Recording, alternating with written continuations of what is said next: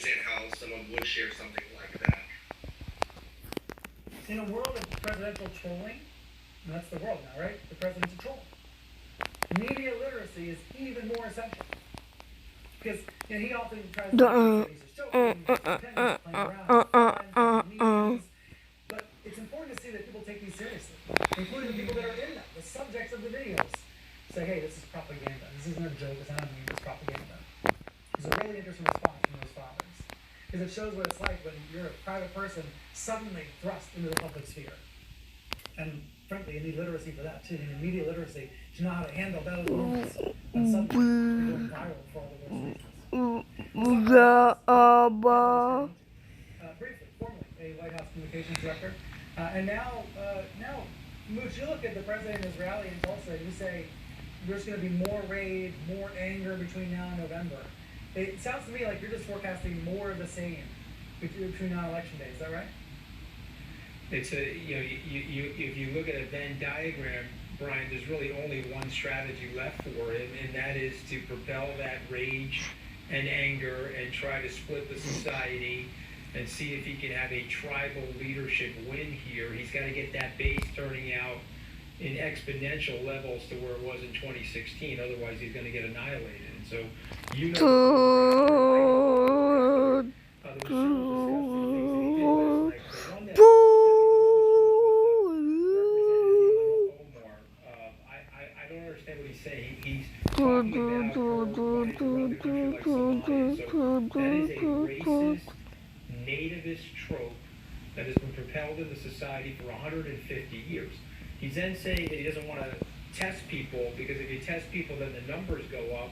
But yet we're getting more and more numbers. If you look at the flatlining that happened in Europe or other places around the world, it was a direct result of the testing and the contact tracing and quarantining. So has gotten fatiguing. People are tired of it. They also don't want to get sick, so they don't want to show up at these places and get themselves or their families hurt or their loved ones. And so he's going to have a very, very hard time coming into the fall.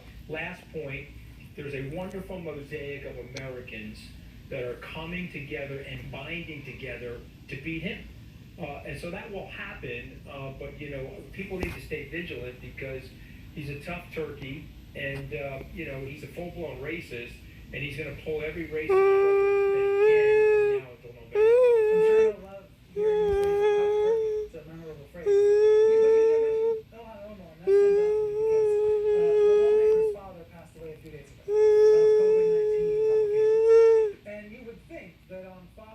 Father's Day weekend, you would think that the president would refrain from attacking a woman whose dad just died. But instead, he leaned right into it. And I guess it just goes to show there is nobody in the room where it happens to try to help him avoid those kinds of mistakes and errors and just hateful things. He attacks suburban housewives. I mean, come on, the guy doesn't care who he attacks. His word is like solid icy rock. And by the way, when he was going after those women, the squad, if you call them that, last summer, I was like, okay, that is enough. Okay, my Italian American grandmother heard that nonsense go back to the country that he originally came from 100 years ago. And I told my Italian American friends, I'm not going to disavow my personal life history or my personal integrity to support that nonsense. Okay, it is enough. And so what's going to happen, Brian, is there's 5 to 7% of those Republicans. That's why we started the Right Side PAC. That's why we're working with the Lincoln Project. We're going to peel 5 to 7% of those Republicans the way you would peel an orange, Brian. And just peel them right off, okay, to make sure that he loses in November. And we're going to go into those white ethnic areas, and we're just going to explain to people why he is a systemic danger to their society. And so we can rebuild the economy, we can regrow the system, and we can make the system fairer and more inclusive for people. And when we do that, and more people feel aspirational about their society, we'll all do better. And so there's an opportunity right now to rebuild, renew, and regrow America. But it's not with this man, and we've got to get him out of office. And so we will end up doing that. And all we've got to do is keep talking. Because the more he keeps talking, the more ads can be clipped to explain what he's doing to the mosaic and the wonderful colors of America.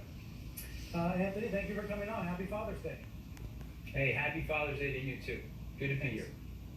Quick break here, and then the John Bolton book headlines you might have missed. Plus a key confirmed is true. It is about killing journalists. I'm Greg. I'm 68 years old. I do motivational speaking in addition to the substitute teaching. I honestly feel that that's my calling, to give back to younger people. I think most adults will start realizing that they don't recall things as quickly as they used to, or they don't remember things as vividly as they once did. I've been taking Prevagen for about 3 years now. People say to me periodically, man, you got a memory like an elephant. It's really, really helped me tremendously. Prevagen, healthier brain, better life. We live in uncertain times. However, there is one thing you can be certain of. The men and women of the United States Postal Service. We're here to deliver cards and packages from loved ones, and also deliver the peace of mind that essentials like prescriptions are on their way. Every day, all across America, we deliver for you.